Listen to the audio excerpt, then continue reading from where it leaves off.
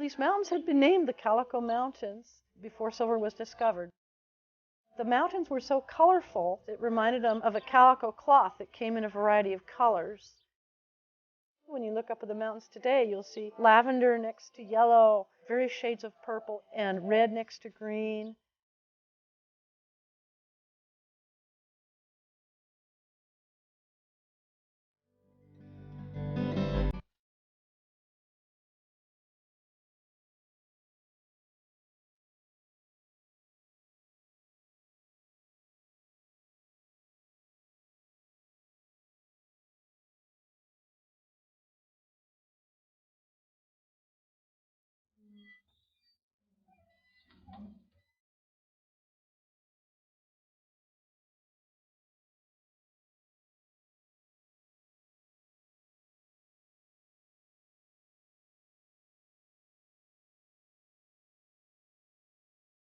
Looking back at 1869, and a man named Lafayette Meacham had a stagecoach station, and Mr. Meacham noticed one of his horses was missing one day.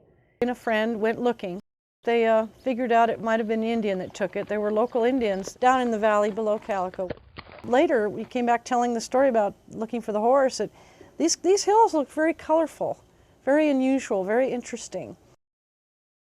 Silver had been first found in Barstow, about 10 miles away, and it had a reddish kind of rock, similar to what's out here. So the Barstow strike sort of excited people to look around here. And boy, they found it.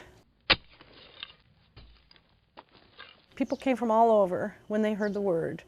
A lot of the miners were very experienced that came here. A lot of them from other silver mining towns.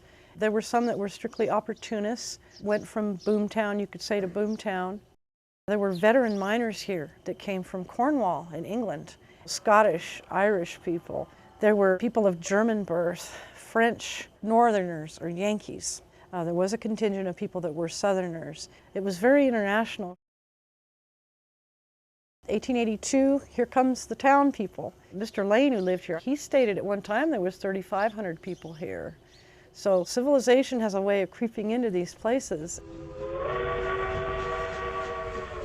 Railroad was just 6 miles away, and this was able for them to get their resources from San Francisco. They could order cut lumber, nails, everything they needed to start up the town. A newspaper was started, U.S. Post Office, eventually a little school got started. Things just happened like wildfire. This was not simple panning for gold in a stream. Picks, shovels, dynamite, blasting. Handmade blacksmith forged candlestick with a candle. That was the light. And so hard work in the hard rock. When the blasting happened, they had to wait for the dust to settle. It was all filled the tunnels, everything. After the blasting, you go in and do the mucking, and that's digging up the ore, hopefully had silver in it. The lowest job was the muckers. The people that did blasting got paid a little bit more. You'd have a foreman in charge of your group of men. You'd have a mining superintendent, and he reported right to the mine owner. So it was a little beehive of activity inside there. You had a system of getting the silver from the mines up toward the top of the mountain, down chutes, then into a wagon pulled by a team, and then to a train down to the mill. Your good wage for a miner was $3 a day. Some other mining camps at the time were bargaining for $4 a day. They worked over a 10-hour day. It didn't matter if it was day or night outside. It was just work round the clock. I'd heard of some miners wanting a Sunday off. Well, what did they do with their Sunday? Went right down to Daggett to a saloon.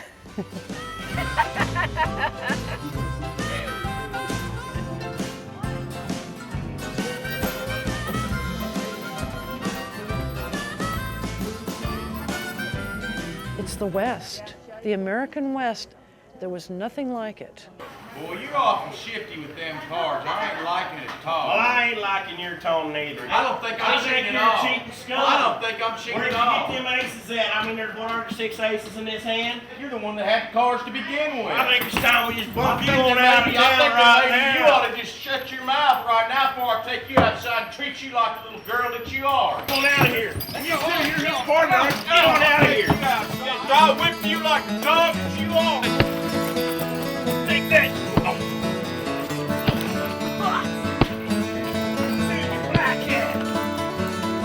I think it's time for you two to ride on out of here now. There are stories of men losing their lives in the mine. There's one sad accident. A young man, very young, teenage, got buried alive. The Waterloo Company sent a coffin out, and that they kept it in the general store for years in case the body was found. The story of Dorothy the Dog, he showed up as a stray and became friends with the gentleman that was a postmaster at the time, Everett Stacy. Mr. Stacy was too sick, he couldn't take the mail that day, so putting a note on Dorsey's collar, and the dog went his way. And at the other end they got the note and may have said, sorry, can't make it today. Somehow it got working. And then mail bags, like saddlebags for a horse, were fashioned to fit across Dorsey's back. By all accounts, he was proud of his job, happy to serve. There's a story of a romance with a teacher and a miner. Their courtship consisted of going inside a mine and holding hands. And she could be fired, caught even just what we call dating. The teacher's reputation was very important, so they had to be discreet. And the other miners protected her reputation.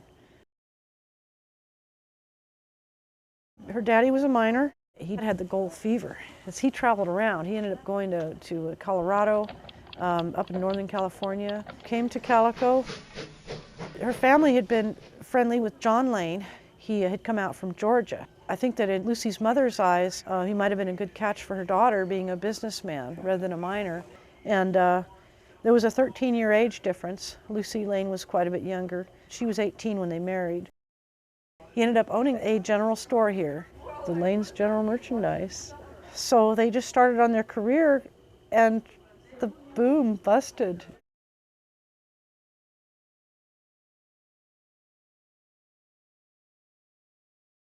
John Lane died in 1934.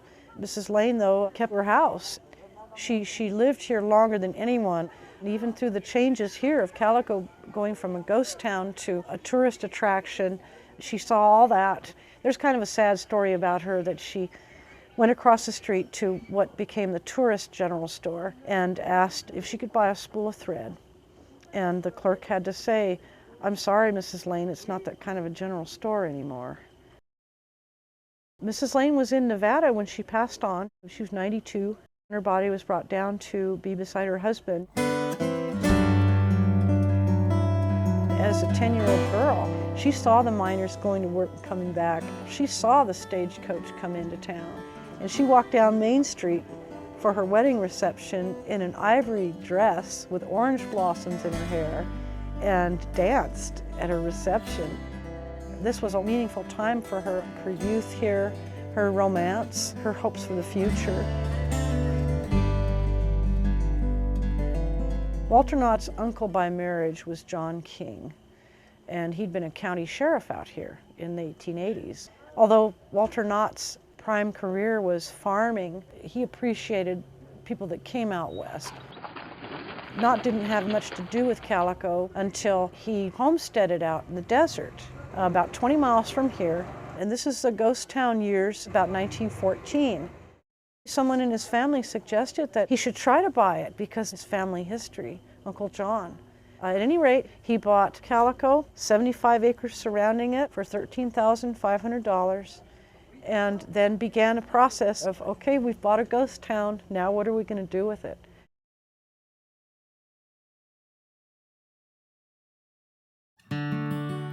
It ain't wrong to dream, ain't wrong to sing the blues, missing you Let's don't talk about tomorrow. If it brings us sorrow for today, still holding you. But don't you know, there'll be a day a-comin' when all your dreams won't be so hard to hold on to. And everything you've ever wanted would be for the taking. What I'm saying is I understand you when you say you'll dream. Sometimes you'll sing right out loud the blues. But don't you know, there'll be a day a-comin' when all your dreams won't be so hard to hold on to. And everything you ever wanted will be for the taking. What I'm saying is I understand you when you say you'll dream. Sometimes you'll sing the blues, missing you.